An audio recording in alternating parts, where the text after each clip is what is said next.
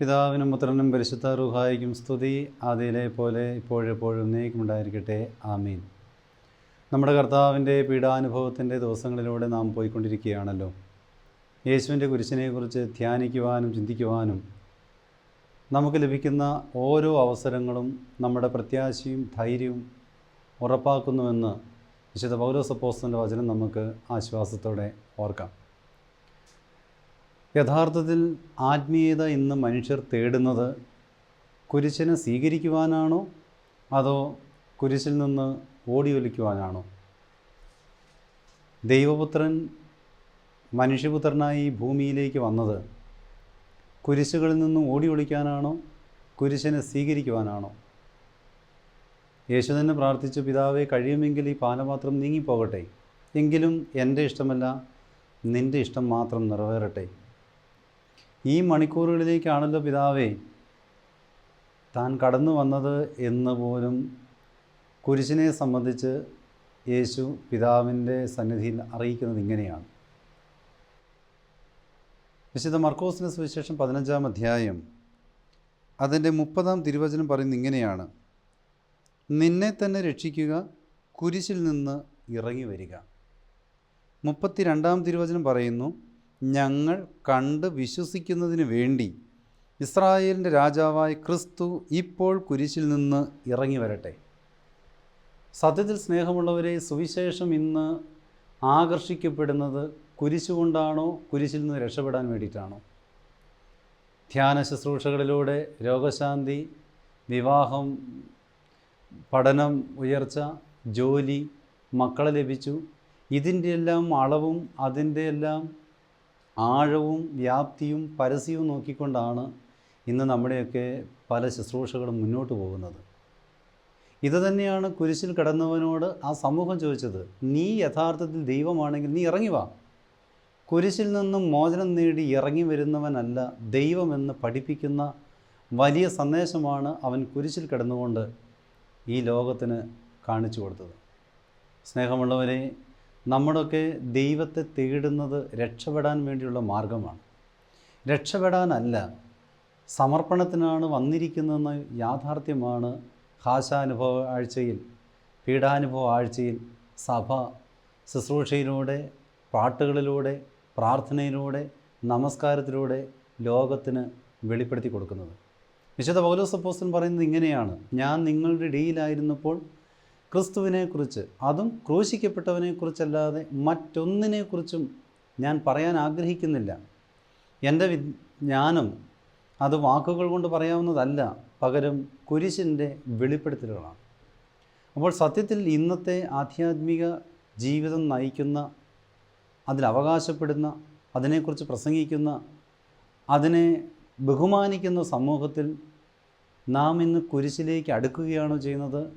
കുരിശുമായി ഓടി രക്ഷപ്പെടുകയാണോ ചെയ്യുന്നത്?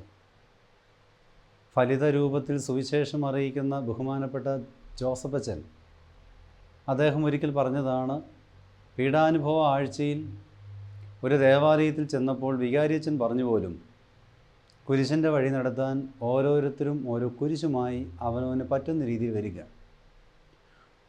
സമ്പന്നരും ദരിദ്രരും അവനവന് പറ്റുന്ന രീതിയിൽ കുരിശുമായി വന്നപ്പോൾ ഒരു പാവപ്പെട്ട ചേട്ടൻ കുരിശുമായിട്ടല്ല വന്നത്, പകരം തൻ്റെ ഭാര്യയുമായിട്ടാണ്. അച്ഛൻ ചോദിച്ചു, കുരിശ് എന്തെന്ന് ചോദിച്ചപ്പോൾ, ഈ നിൽക്കുന്നതാണ് കുരിശെന്ന് ആ പാവപ്പെട്ട മനുഷ്യൻ അച്ഛനെ അറിയിച്ചു. നമ്മളൊക്കെ ഇന്ന് കുരിശ് കാണുന്നത് സത്യത്തിൽ കൂടെയുള്ളവരെയാണ് കുരിശുകളായി കാണുന്നത്. പീഡാനുഭവ ആഴ്ചയിൽ വിശുദ്ധന്മാരോടുള്ള മധ്യസ്ഥ പ്രാർത്ഥന നമുക്ക് സഭയിൽ നടത്തുന്നില്ല.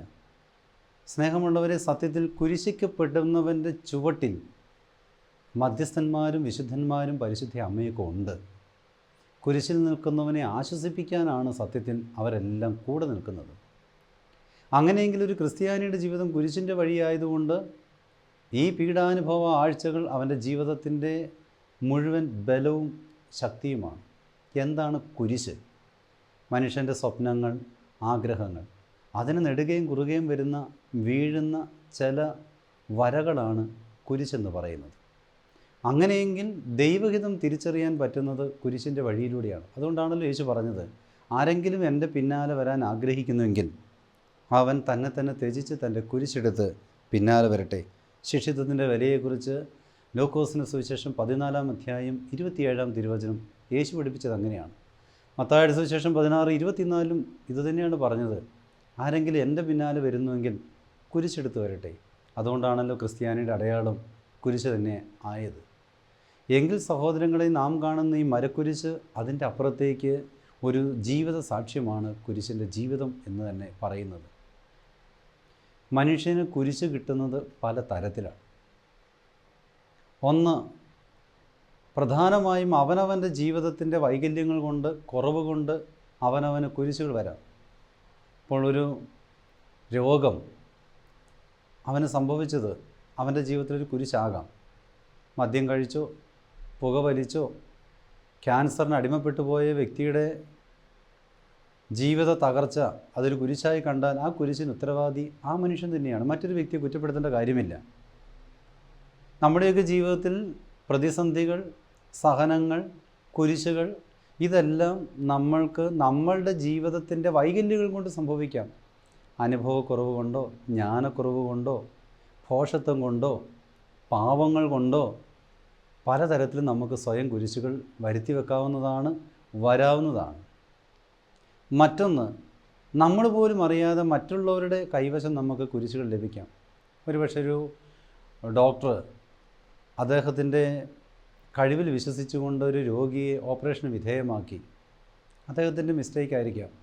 ആ രോഗിക്കൊരു മാരകമായ ഒരു അവസ്ഥ വന്നു കഴിഞ്ഞാൽ, തളർന്നു പോയൊരവസ്ഥ വന്നാൽ സത്യത്തിൽ ആ രോഗിയൊന്നും ചെയ്തതല്ല, പകരം ആ ഡോക്ടറുടെ കൈമോശം കൊണ്ട് വന്നതാണ്. അപ്പോൾ സ്വാഭാവികമായും മറ്റുള്ളവരുടെ പ്രവർത്തനത്തിൻ്റെ ഫലമായും കുരിശുകളുണ്ടാകാം. അപ്പൻ മദ്യപിച്ച് നടക്കുകയാണ്, അതല്ലെങ്കിൽ വഴിവിട്ട ജീവിതമാണ്, മക്കൾക്ക് നന്നായി പഠിക്കാൻ പറ്റിയില്ല, വിദ്യാഭ്യാസ മേഖലയിൽ തകർന്നുപോയി, അഭിമാനത്തിന് വീഴ്ച വന്നുപോയി. അത് ആ മക്കളുടെ കുരിശല്ലാതെ ആ മാതാപിതാക്കൾ വഴി ആ കുഞ്ഞുങ്ങൾ അനുഭവിച്ചതാണ്. അപ്പോൾ കുരിശ് രണ്ട് തരമാണ്. ഒന്ന് അവനവൻ്റെ ജീവിതം കൊണ്ട് സ്വന്തമാക്കാം, ഒന്ന് മറ്റുള്ളവർ നൽകുന്നതാണ്.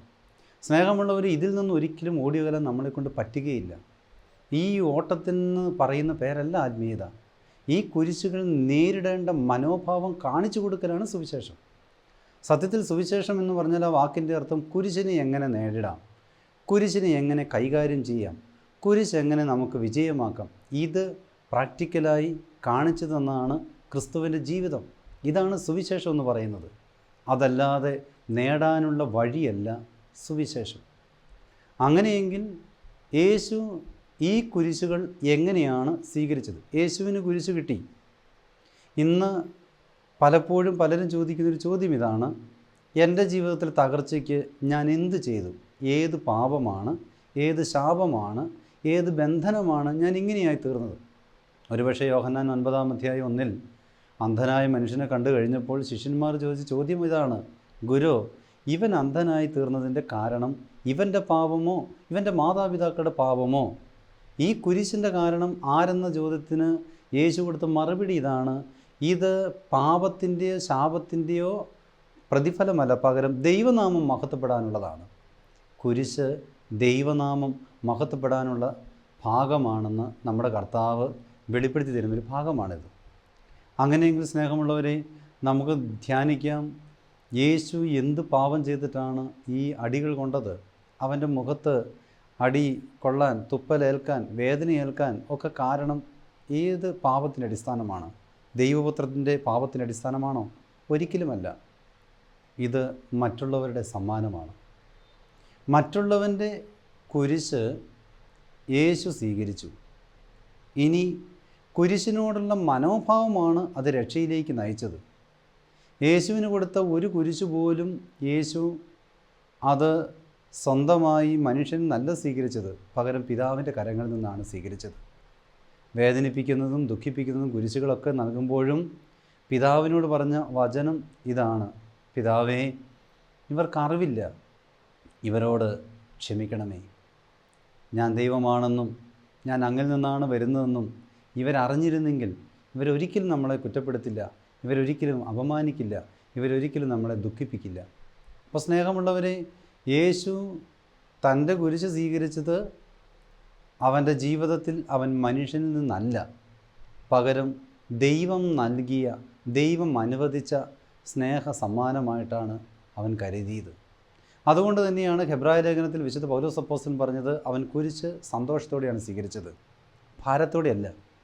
ഇന്ന് നമ്മൾ പലപ്പോഴും ഞാൻ ഒത്തിരി കാലമായി സഹിക്കുന്നു, എൻ്റെ ഭർത്താവിനെ സഹിക്കുന്നു, എൻ്റെ മക്കളെ സഹിക്കുന്നു, എൻ്റെ ചുറ്റുപാടുകളെ സഹിക്കുന്നു, ഞാൻ ഈ കുടുംബത്തെ സഹിക്കുന്നു എന്നൊക്കെ പറയുന്നത്, സ്നേഹമുള്ളവരെ, നമ്മൾ ദൈവകരങ്ങളിൽ നിന്നാണ് സ്വീകരിക്കുന്നതെങ്കിൽ നമുക്കത് സഹനമല്ല, സമ്മാനമാണ്. ഞാൻ സഹിക്കുന്നു എന്നാണ് പറഞ്ഞുകൊണ്ടിരിക്കുന്നതെങ്കിൽ തീർച്ചയായിട്ടും അത് ഞാൻ ദൈവകരങ്ങളിൽ നിന്നല്ല, മനുഷ്യനിൽ നിന്നാണ് സ്വീകരിച്ചിരിക്കുന്നത്. അതുകൊണ്ടാണ് അവരെന്നെ പരിഗണിക്കുന്നില്ല, അവരെന്നെ സ്നേഹിക്കുന്നില്ല, അവരെന്നെ മനസ്സിലാക്കുന്നില്ല എന്നൊരു വേദന വരുമ്പോൾ അതിൽ നമ്മൾ അസ്വസ്ഥപ്പെടുകയും ഞാൻ സഹിച്ചു എന്ന് പരാതിപ്പെടുകയും ചെയ്യുന്നത്.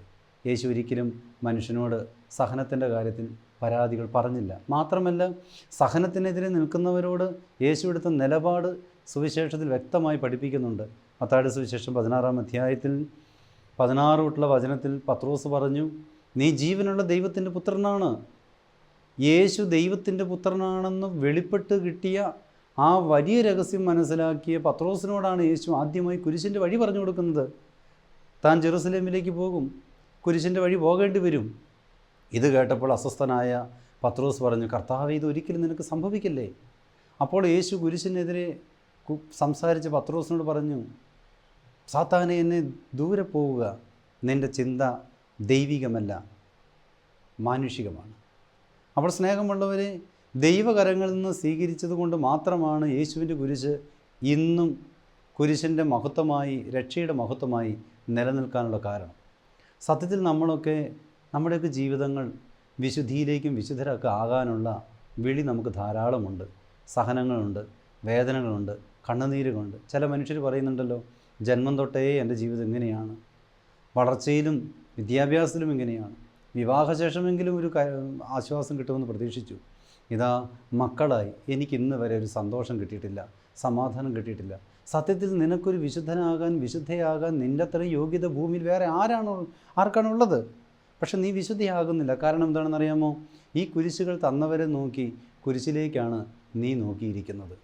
സത്യത്തിൽ തന്നവരിലേക്ക് നോക്കാതെ, കുരിശ് ഏൽപ്പിച്ചവരിലേക്ക് നോക്കാതെ, ഇത് ദൈവത്തിൻ്റെ കരങ്ങളിലേക്ക് നോക്കി അവനിലേക്ക് നോക്കിക്കൊണ്ട് കുരിശ് സ്വീകരിച്ച യേശുവിനെ പോലെ ആയിത്തീർന്നാൽ നമ്മൾക്കും വിശുദ്ധരാകാൻ സാധിക്കുമെന്ന് കർത്താവ് നമ്മളെ കുരിശിൻ്റെ വഴിയിലൂടെ പഠിപ്പിക്കുകയാണ്. അപ്പോൾ സ്നേഹമുള്ളവരെ, ഇതാ കുരിശിന് 2 വഴികളാണുള്ളത്. ഒന്ന് അവനവൻ്റെ പാപത്തിൻ്റെ അനന്തരഫലമാകാം, മറ്റൊന്ന് മറ്റുള്ളവരുടെ പാപത്തിൻ്റെ അനന്തരഫലമാകാം. ഏതായാലും ഈ അനന്തരഫലം ദൈവകരങ്ങളിൽ നിന്ന് സ്വീകരിക്കുന്നവന് രക്ഷയുടെ പ്രത്യാശയായിട്ട് മാറുന്നു. ഇതുകൊണ്ടാണ് വിശുദ്ധ പൗലോസ് അപ്പോസ്തലൻ സുവിശേഷത്തിൻ്റെ ജീവിതത്തിലേക്ക് നോക്കിക്കൊണ്ട്, കുരിശിൻ്റെ ജീവിതത്തിലേക്ക് നോക്കിക്കൊണ്ട് പറയുന്നു. 1 കൊരിന്ത്യർ 1-ാം അധ്യായം 17-ാം തിരുവചനം, എന്തെന്നാൽ ക്രിസ്തു എന്നെ അയച്ചത് സ്നാനം നൽകുവാനല്ല, സുവിശേഷം പ്രസംഗിക്കാനാണ്. എന്നാൽ വാഗ്വിലാസത്തോടെ അല്ല, ആയിരുന്നെങ്കിൽ ക്രിസ്തുവിൻ്റെ കുരിശ് വ്യർത്ഥമാകുമായിരുന്നു. സ്നേഹമുള്ളവരെ, കുരിശിൻ്റെ ജീവിതത്തെ മറച്ചു വെച്ചുകൊണ്ട് കുരിശിൻ്റെ ജീവിതത്തിൽ നിന്ന് രക്ഷപ്പെടുന്ന വാക്കുകളല്ല സുവിശേഷം എന്ന് പറയുന്നത്. സുവിശേഷം കുരിശിനെക്കുറിച്ചുള്ള പ്രസംഗവും കുരിശിൻ്റെ ജീവിതത്തിലുള്ള ആത്മാർത്ഥമായ സമർപ്പണവുമാണ്. അതുകൊണ്ടാണ് 1 കൊരിന്ത്യർ 1:18 പറയുന്നു, നാശത്തിലൂടെ ചരിക്കുന്നവർക്ക് കുരിശിൻ്റെ വചനം ഭോഷത്വമാണ്, രക്ഷയിലൂടെ ചരിക്കുന്ന നമുക്ക് അത് ദൈവത്തിൻ്റെ ശക്തിയാണ്. കുരിശ്, സഹനങ്ങൾ ചിലർക്ക് ഭോഷത്വമാണ്, ചിലർക്കത് മഹത്വമാണ്. അപ്പോസ്തലന്മാരെ പീഡിപ്പിക്കാൻ വേണ്ടി അധികാരികൾ യേശുവിൻ്റെ നാമത്തിൽ സംസാരിക്കരുതെന്ന് പറഞ്ഞ് ശിക്ഷിച്ചപ്പോൾ അപ്പോസ്തലന്മാർ അവരെക്കുറിച്ച് എഴുതിയിരിക്കുന്ന ഇങ്ങനെയാണ്, യേശുവിൻ്റെ നാമത്തെ പ്രതി അവർക്ക് ഉണ്ടായ സഹനം, അതിലവർ യോഗ്യതയോടുകൂടി യേശുവിൻ്റെ നാമത്തെ പ്രതി സഹിക്കാൻ കിട്ടിയതൊരു അവാർഡായി, ഒരു റിവാർഡായിട്ട് അവർ സ്വീകരിച്ചു. അങ്ങനെയെങ്കിൽ ഓരോ ക്രിസ്ത്യാനിക്കും അനുദിനം ലഭിക്കുന്ന കുരിശുകൾ, ഞാൻ ക്രിസ്തുവിൻ്റെ പാതയിലാണ്, ക്രിസ്തുവിൻ്റെ കൂടെയാണെന്ന് സാധിക്കുന്നുണ്ടോ എന്ന് നമുക്ക് ധ്യാനിക്കുക. സ്നേഹമുള്ളവരെ, ചുറ്റുപാടുകൾ നമ്മൾക്ക് കുരിശുകൾ തന്നുവെന്ന് നാം ചിന്തിച്ചാൽ, ചുറ്റുപാടുകളാണ് എന്നെ കുരിശിലേക്ക് നയിച്ചതെന്ന് പറഞ്ഞാൽ വെറുപ്പും വൈരാഗ്യമായിരിക്കും നമ്മുടെ ഹൃദയത്തിൽ കുടികൊള്ളുക. നമുക്ക് ചുറ്റുപാടുകളാണ് എന്നെ ഇത്തരത്തിലാക്കിയത്, കുരിശിലേക്ക് നയിച്ചതെന്ന് പറഞ്ഞാൽ അവരോടൊക്കെ വെറുപ്പായിരിക്കും. ഇനി എൻ്റെ ജീവിതത്തിലെ പ്രവൃത്തികളാണ് എന്നെ കുരിശിലേക്ക് നയിച്ചതെന്ന് പറഞ്ഞാൽ അത് കുറ്റബോധത്തിലേക്ക് നയിക്കും. ഇന്ന് മനുഷ്യന് ഏറ്റവും കൂടുതലുള്ളത് ഈ രണ്ട് സ്വഭാവങ്ങളാണ്. ഒന്ന്, കുറ്റബോധത്തിന് അടിമപ്പെട്ട് കിടക്കുന്നു. സ്ട്രെസ്സ്, ഡിപ്രഷൻ, മാനസികമായിട്ടുള്ള അസ്വസ്ഥതകൾ എന്നെല്ലാം പറഞ്ഞ് കൗൺസിലിങ്ങിനായിട്ടും മറ്റ് കാര്യങ്ങൾക്കായിട്ടും ജനം പോകാൻ കാരണം അവനെ തന്നെ കുറ്റപ്പെടുത്തിക്കൊണ്ടിരിക്കുന്നു. കുരിശിലേക്ക് അവൻ തന്നെ നോക്കി അവനെ തന്നെ കുരിശിച്ചുകൊണ്ടിരിക്കുന്നു. ഇനി മറ്റൊരു തരം, അവരെന്നെ ഉപദ്രവിച്ചു, ഇവരെന്നെ ഉപദ്രവിച്ചു, ഇവരാണെന്ന് പറഞ്ഞ് ചുറ്റുപാടുകളുടെ ബന്ധങ്ങളെല്ലാം വിടർത്തിക്കൊണ്ട് വെറുപ്പും വൈരാഗ്യത്തിലേക്ക് മാറുന്നു. ഇതാ ഈ രണ്ട് മനോഭാവങ്ങളും മാറ്റിക്കൊണ്ട് ക്രിസ്തുവിൻ്റെ കുരിശ്, അത് ക്രിസ്തുവിനെ പോലെ എടുത്തുകൊണ്ട് മുന്നോട്ട് പോകാൻ സാധിച്ചാൽ തീർച്ചയായിട്ടും കുരിശിൻ്റെ വഴി ലോകത്തിന് കാണിച്ചു കൊടുക്കാൻ സാധിക്കും. ഗലാത്യ ലേഖനം 6-ാം അധ്യായത്തിൽ വിശുദ്ധ പൗലോസ് അപ്പോസ്തലൻ കുരിശിനെക്കുറിച്ച് വളരെ വ്യക്തമായി നമ്മളെ പഠിപ്പിക്കുന്നത് 12-14 തിരുവചനം. 12-ാം അധ്യായം വചനം പറയുന്നു, ശാരീരികമായി ബാഹ്യകാര്യങ്ങളിൽ കൂടുതൽ ശ്രദ്ധിക്കുന്നവരാണ് പരിച്ഛേദന കർമ്മത്തിന് നിങ്ങളെ നിർബന്ധിക്കുന്നത്. ക്രിസ്തുവിൻ്റെ കുരിശിനെ പ്രതി പീഡിപ്പിക്കപ്പെടാതിരിക്കാൻ വേണ്ടി മാത്രമാണ് അവർ അങ്ങനെ ചെയ്യുന്നത്. സഹനങ്ങളും കുരിശിൻ്റെ വഴികളിൽ നിന്നും രക്ഷപ്പെടാൻ വേണ്ടി ഓടി നടക്കുന്നതാണ് ഇന്ന് നമ്മൾ കാണുന്ന ആധ്യാത്മികതയിൽ പലതും. സ്ഥാനം നഷ്ടപ്പെട്ടാൽ പരാതി, പേര് പറഞ്ഞില്ലെങ്കിൽ പരാതി, ഉയർച്ച നഷ്ടപ്പെട്ടു, തരം താഴ്ത്തി എന്നുള്ള പരാതികൾ, പ്രസംഗങ്ങളിൽ പോലും ധ്യാന ഗുരുക്കന്മാരിൽ പോലും അംഗീകാരം കിട്ടിയില്ലെങ്കിൽ, പണം കിട്ടിയില്ല എങ്കിൽ, അതല്ലെങ്കിൽ അർഹിക്കുന്ന രീതിയിൽ മാനിച്ചില്ല എങ്കിൽ, ഏതെല്ലാം തരത്തിലാണ് സഹനത്തിലൂടെ കടന്നു പോകുമ്പോൾ ചുറ്റുപാടുകൾ പരാതിയായിട്ട് തിരിയുന്നത്. പലരും ശുശ്രൂഷ പോലും ഇട്ടേച്ചു പോകുന്നു. ഇടവക ശുശ്രൂഷകളൊക്കെ പരിശോധിക്കുമ്പോൾ പലപ്പോഴും പറയും, ഞങ്ങളൊക്കെ ഒത്തിരി പള്ളിക്ക് വേണ്ടി കഷ്ടപ്പെട്ടു, ദേവാലയത്തിന് വേണ്ടി കഷ്ടപ്പെട്ടു, ഇന്നാരും ഞങ്ങൾ തിരിഞ്ഞു നോക്കുന്നില്ല. എല്ലാവരും കുറ്റപ്പെടുത്തുകയാണ്, എല്ലാവരും പരിഹസിക്കുകയാണ്, എല്ലാവരും നിന്ദിക്കുകയാണ്. സ്നേഹമുള്ളവരെ, മറ്റുള്ളവരുടെ നിന്ദനങ്ങളും മറ്റുള്ളവരുടെ പുച്ഛങ്ങളുമെല്ലാം കുരിശിൻ്റെ വഴിയിലൂടെ സ്വീകരിക്കാൻ സാധിക്കുന്നവന് ആനന്ദമായിരിക്കും, അഭിമാനമായിരിക്കും, അഭിഷേകമായിരിക്കും. ദാവീദ് ശമൂവേലിൻ്റെ പുസ്തകത്തിൽ ഇങ്ങനെയാണ് പറയുന്നത്, ഷിമയി തന്നെ കുറ്റപ്പെടുത്തിയപ്പോൾ, പരിഹസിച്ചപ്പോൾ, ബെഞ്ചമിൻ ഗോത്രത്തിൽപ്പെട്ടവൻ ശൗലിന് പകരം ദാവീദ് രാജാവായി, സ്വന്തം മകൻ നിന്നെ ഇതാ പുറത്തേക്ക് ആട്ടിയിറക്കി എന്ന് പറഞ്ഞപ്പോൾ ദാവീദ് പറഞ്ഞു സെരൂയ മക്കളോട്, ഷിമയി ശപിക്കട്ടെ, ഇവൻ്റെ ശാപം കണ്ട് കർത്താവ് എനിക്ക് നന്മ നൽകട്ടെ. എൻ്റെ ദൈവം അനുവദിക്കാതെ എൻ്റെ മേൽ ആർക്കും ആരോപണം നടത്തുവാനോ കുറ്റാരോപണം പറയുവാനോ സാധ്യമല്ല. എങ്കിൽ സ്നേഹമുള്ളവരെ, ഈ പീഡാനുഭവത്തിൻ്റെ ദിവസങ്ങളിൽ കുറ്റപ്പെടുത്തലുകൾ, തകർച്ചകൾ, ദാരിദ്ര്യത്തിൻ്റെ മേഖലകൾ, ആരോഗ്യത്തിൻ്റെ മേഖലകളൊക്കെ തളരുമ്പോൾ അത് കുരിശാണെന്നും ഇത് എന്തിൻ്റെയാണ്, എന്തുകൊണ്ടാണ് എന്ന് പറഞ്ഞ് ദൈവത്തെയോ ചുറ്റുപാടുകളെയോ കുറ്റപ്പെടുത്താതെ ക്രിസ്തുവിലേക്ക് നോക്കി ഈ പീഡാനുഭവത്തിൽ ഈ സഹനങ്ങൾ അനേകരുടെ വിശുദ്ധിക്കും അനേകരുടെ മഹത്വത്തിനും അനേക വിശുദ്ധരെ വാർത്തെടുക്കുവാനും സാധിക്കട്ടെ എന്ന് പറയാൻ സാധിക്കുമോ? ഒരിക്കൽ ഒരു രോഗിയായ മനുഷ്യനെ പ്രാർത്ഥിക്കാനായിട്ട് കടന്നു ചെന്നു. അദ്ദേഹം ഒരു നല്ല സുവിശേഷകനായിരുന്നു. അദ്ദേഹത്തിൻ്റെ ഏറ്റവും വലിയ പ്രത്യേകത, സുവിശേഷ വേലയ്ക്ക് പോയാൽ അദ്ദേഹം ഒരിക്കലും ആരിൽ നിന്നും പണം കൈവശം വെക്കില്ല, ആരുടെ നിന്നും പണം സ്വീകരിക്കാറില്ല. സ്നേഹമുള്ളവരെ, ഈ വ്യക്തിയാണ് കാലങ്ങളായിട്ട് ബെഡഡായിട്ട് കിടക്കുന്നത്. പലരും ചോദിച്ചു, ഈ സുവിശേഷം പറയുന്നവരുടെ ഗതി ഇങ്ങനെയാണെങ്കിൽ എന്തുകൊണ്ടാണ് ഈ വ്യക്തി ഇങ്ങനെ ആവാനുള്ള കാരണം? സത്യത്തിൽ യഥാർത്ഥ സുവിശേഷം അല്ലായിരുന്നോ, അതോ രഹസ്യമായിട്ട് പാപം ചെയ്യുമായിരുന്നു? സ്നേഹമുള്ളവരെ, ഞാനും കർത്താവിനോട് ചോദിച്ചു, കർത്താവേ, എന്തുകൊണ്ടാണ് ഇങ്ങനെയൊക്കെ സംഭവിച്ചത്? എൻ്റെ ഹൃദയത്തിലൊരു വചനം തെളിഞ്ഞു വന്നു, യെശയ്യാ 53:4. അവൻ നിന്ദിക്കപ്പെട്ടു, നമ്മുടെ പാപങ്ങളാണ് അവൻ ചുമന്നത്, അവൻ മർദ്ദനമേറ്റു, നമ്മുടെ ദുഃഖങ്ങളും ദുരിതങ്ങളുമാണ് അവൻ ഏറ്റെടുത്തത്. യേശു അവൻ്റെ കുരിശിലൂടെ നമ്മുടെ രക്ഷ ഏറ്റെടുത്തതുപോലെ ഇന്ന് ഈ കാലഘട്ടത്തിൽ നമ്മൾ കേൾക്കുന്ന വേദനകളും സങ്കടങ്ങളും തലമുറയുടെ വിശുദ്ധീകരണത്തിന് വേണ്ടി യേശുവിൻ്റെ കുരിശിനോട് ചേർത്ത് വെക്കുവാനാണ് ഓരോ ക്രിസ്ത്യാനിയും വിളിച്ചിരിക്കുന്നത്. അതിനുവേണ്ടി മാത്രമാണ് നിനക്ക് സഹനം അനുവദിച്ചിരിക്കുന്നത്. നിനക്ക് കുരിശുണ്ടോ? ഒരു ഉയർപ്പുണ്ട്. ആ ഉയർപ്പിലൂടെ ആത്മാക്കളുടെ രക്ഷയുണ്ട്.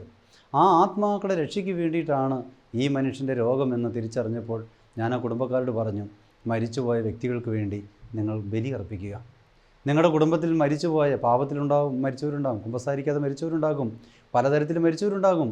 അവർക്ക് വേണ്ടി ബലിയർപ്പിക്കുക, പ്രാർത്ഥിക്കുക. സ്നേഹമുള്ളവരെ, അങ്ങനെ പ്രാർത്ഥിച്ചു, ബലിയർപ്പിച്ചു, വിശുദ്ധ കുർബാനയിൽ പേരുകൾ കൊടുത്തു. സംഭവിച്ച വലിയ അത്ഭുതം, ആ വ്യക്തിയുടെ നല്ല ശാന്തമായൊരു മരണത്തിന് ഇടയായി തീർന്നു. അപ്പോൾ സ്നേഹമുള്ളവരെ, നമ്മുടെയൊക്കെ ജീവിതത്തിലെ കുരിശുകൾ അതൊന്നും വെറുതെയുള്ളതല്ല, അതൊന്നും നിന്ദിക്കാനുള്ളതല്ല. നീ ദൈവത്തിൻ്റെ പുത്രനാണെങ്കിൽ കുരിശിൽ നിന്ന് ഇറങ്ങി വാ, ഞാൻ നിന്നിൽ വിശ്വസിക്കാമെന്ന് പറയുന്നൊരു സമൂഹത്തിലാണ് നാമൊക്കെ ജീവിക്കുന്നത്. അത്ഭുതങ്ങളും അടയാളങ്ങളുടെയും ഘോഷപരമ്പര മാത്രം കണ്ടുകൊണ്ട് നടക്കുന്ന ഒരു ക്രിസ്ത്യാനിയായിട്ട് ജീവിക്കാനല്ല, പകരം സഹനത്തിൻ്റെയും ജീവിതത്തിൻ്റെ പ്രതിസന്ധിയുടെയും മുമ്പിൽ ക്രിസ്തുവിനെ പോലെ ഒരുപക്ഷെ തലകുനിച്ചുകൊണ്ടോ മുഖത്ത് തുപ്പലേറ്റുകൊണ്ടോ ഒരുപക്ഷെ ആരോടും പറയാതെ ദൈവപുത്രനായി നിന്നുകൊണ്ട് തന്നെ കുരിശിൽ നിന്നിറങ്ങാതെ ജീവിക്കുവാൻ നമുക്ക് ഈ ആഴ്ചകളിൽ സാധിക്കട്ടെ എന്ന് പ്രത്യേകം പ്രാർത്ഥിക്കുന്നു. ഗലാത്യ ലേഖനം 6-ാം അധ്യായം 14-ാം തിരുവചനം, നമ്മുടെ കർത്താവായ യേശു ക്രിസ്തുവിൻ്റെ കുരിശിലല്ലാതെ മറ്റൊന്നിനും മേന്മ ഭാവിക്കാൻ എനിക്ക് ഇടയാകാതിരിക്കട്ടെ എന്ന അപ്പോസ്തലൻ പറഞ്ഞതിൻ്റെ അർത്ഥം ഇതാണ്: അപമാനങ്ങളും നിന്ദനങ്ങളും ദുഃഖങ്ങളും സഹനങ്ങളും, ഇതാണ് എൻ്റെ ക്രിസ്തുവിനെ പ്രതി എനിക്കുള്ള അഭിമാനം. പൗലോസ് അപ്പോസ്തലൻ വീണ്ടും പറയുന്നുണ്ടല്ലോ, എൻ്റെ ക്രിസ്തുവിൻ്റെ പീഡാനുഭവത്തിന് എവിടെയെങ്കിലും ഒരു കുറവ് വരുന്നുണ്ടെങ്കിൽ എൻ്റെ ശരീരത്തിൽ നികത്താൻ ഞാനത് ആഗ്രഹിക്കുന്നു.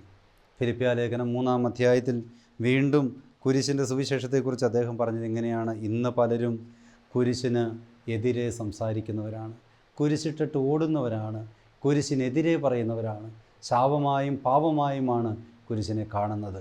ഇതാ ഉദരമാണ് അവരുടെ ദൈവം. കുരിശിനെതിരെ കണ്ണുനീരോടെ കുരിശിനെതിരെ സംസാരിക്കുന്നവരെ ഓർത്ത് കണ്ണുനീരോടെ പ്രാർത്ഥിക്കുന്ന പൗലോസ് അപ്പോസ്തലൻ.